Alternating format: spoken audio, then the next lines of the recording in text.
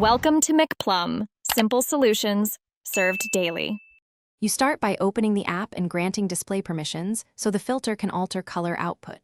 Tap the profile selector, because choosing day, night, or custom defines intensity and color temperature.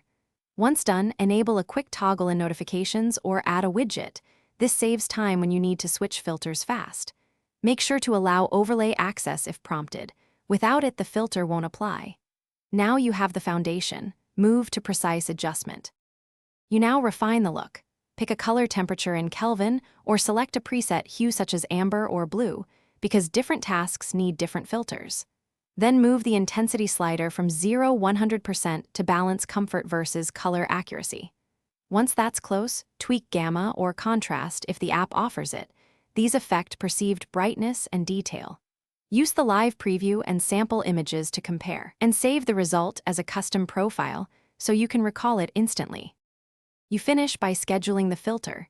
Choose sunset to sunrise or set exact on/off times so you don't manage it manually. Next, test across multiple apps and take screenshots to confirm colors persist. Make sure other accessibility overlays are disabled to avoid conflicts. If something goes wrong, like a blank or flickering screen, revoke and regrant overlay permissions, restart the app, then restart the device if needed. One quick tip: keep a temporary profile at 50% intensity for troubleshooting and rapid rollback.